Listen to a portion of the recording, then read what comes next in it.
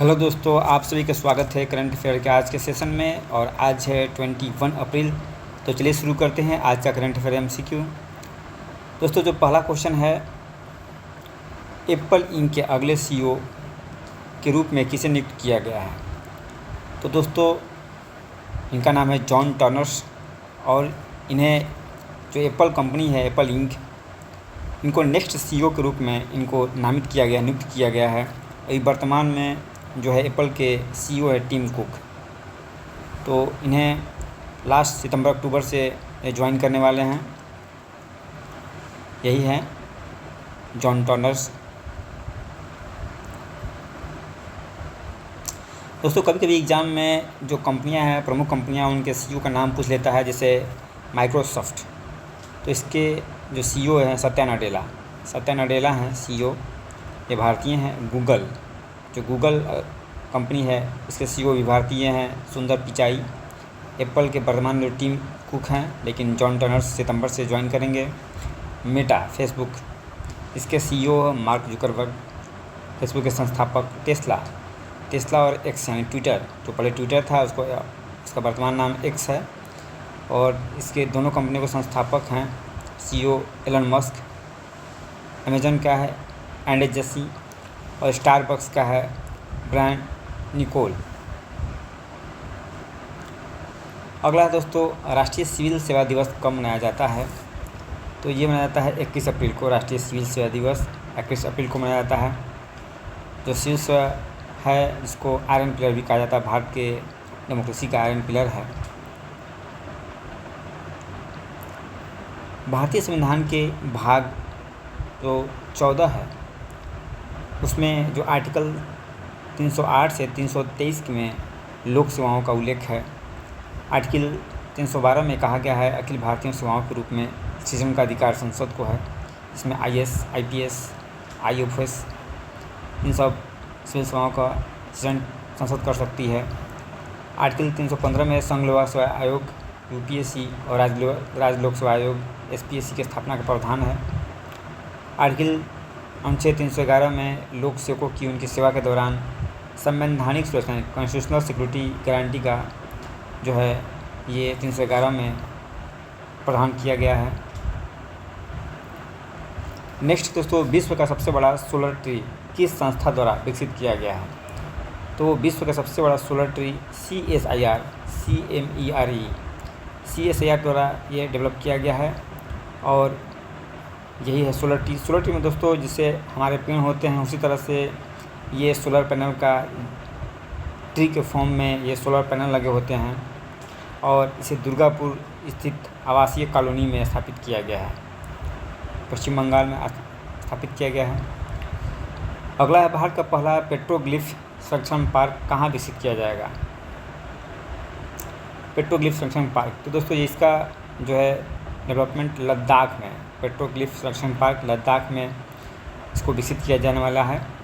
और पेट्रोग्लिफ संरक्षण पार्क दोस्तों मेन रूप से ये होता है कि जो चट्टानों पे जो चित्र उकेरे गए हैं प्राचीन काल के, उनको किस तरह से संरक्षित किया जाए, उसी को पेट्रोग्लिफ संरक्षण पार्क के रूप में इसको डेवलप किया जा रहा है। और ये हमारी समृद्ध भारतीय सांस्कृतिक विरासत को एक संरक्षण करने का एक तरीका है। लद्दाख के बारे में दोस्तों कुछ इंपॉर्टेंट फैक्ट है। इसे लैंड ऑफ हाई पासेज भी कहा जाता है। लद्दाख में बहुत सारे ऊंचे दर्रे हैं, इसीलिए इसे लैंड ऑफ हाई पासेज भी कहा जाता है। और इसकी भौगोलिक स्थिति दोस्तों 31 अक्टूबर 2019 को लद्दाख को केंद्र शासित प्रदेश के रूप में स्थापित किया गया था। पहले जम्मू कश्मीर का पार्ट था, बाद में 2019 में इसे केंद्र शासित प्रदेश बना दिया गया है। इसकी राजधानी लेह और कारगिल है।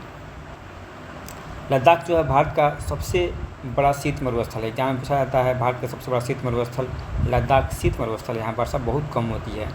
और हिमालय के रेन शेडो यानी जो वर्षा विहीन क्षेत्र है, यहाँ बहुत बारिश कम होती है, इसलिए रेन शेडो क्षेत्र में आता है।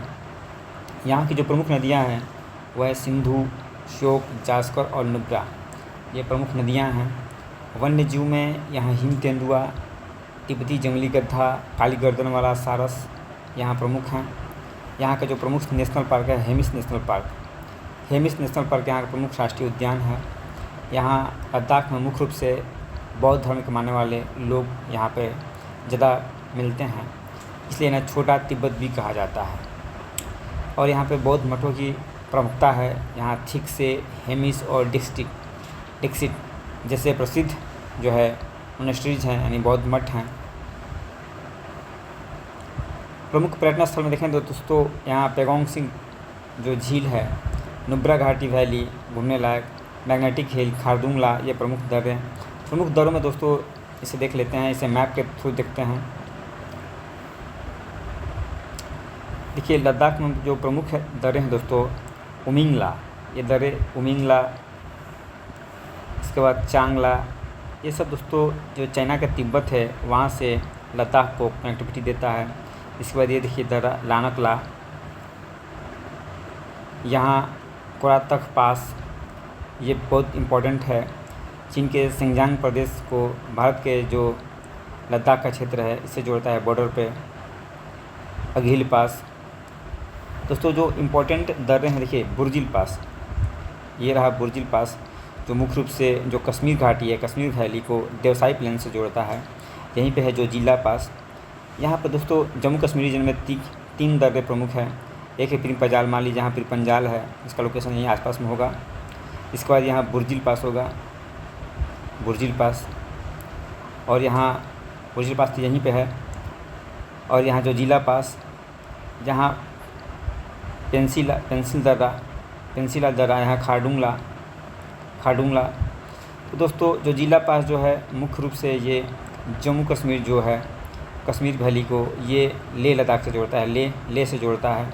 बुर्जिल पास जो है कश्मीर को देवसाई प्लेन, ये देवसाई प्लेन है, इससे जोड़ता है। और पीर पंजाल जो है, ये पीर पंजाल, ये मुख्य रूप से जो कश्मीर घाटी है, जम्मू कश्मीर घाटी, इसको पुंछ डिस्ट्रिक्ट से जोड़ता है। ये सब प्रमुख दर्रे हैं दोस्तों। अगला है सीबीआई द्वारा लॉन्च किए गए एआई चैटबॉट का नाम क्या है? तो इसका नाम है अभय, एक एआई चैटबॉट है, इसे सीबीआई द्वारा लॉन्च किया गया है।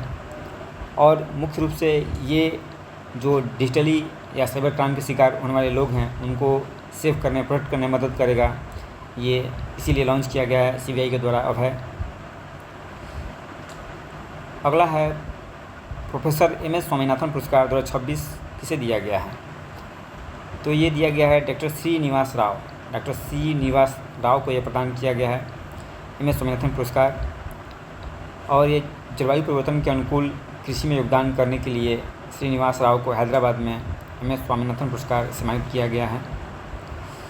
दोस्तों 2026 में जो प्रमुख पुरस्कार पाने वाले लोग हैं उनका नाम पूछा जा सकता है, जैसे एबेल प्राइज 2026 ये गणित के क्षेत्र में दिया जाता है और ये प्राप्त करने वाले हैं गर्ट फॉल्टिंग्स। प्रित्ज़कर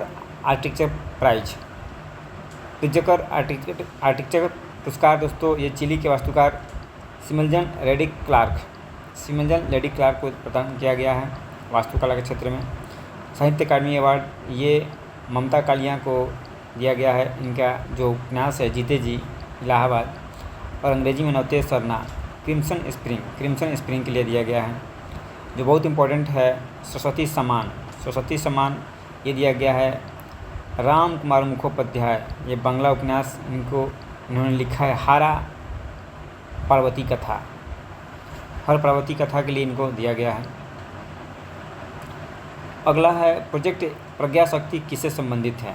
तो ये संबंधित है दोस्तों मुख्य रूप से इलेक्ट्रॉनिक वारफेयर। यहाँ पे ये ऑप्शन गलत है, ये होना चाहिए इलेक्ट्रॉनिक वारफेयर। किसी तकनीक से संबंधित नहीं है, अंतरिक्ष मिशन संबंधित नहीं है, शिक्षा सुधार संबंधित नहीं है, इलेक्ट्रॉनिक वारफेयर से संबंधित है ये प्रोजेक्ट प्रज्ञा शक्ति।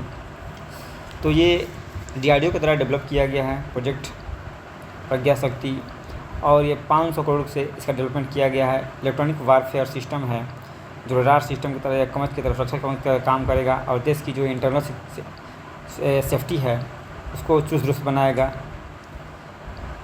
तो ये जो DRDO के सचिव हैं समीर V. कामत, उनको केंद्रीय गृह सचिव गोविंद मोहन के द्वारा यह सिस्टम सौंपा गया। तो दोस्तों आज के करंट अफेयर्स में इतना ही था। Thank you.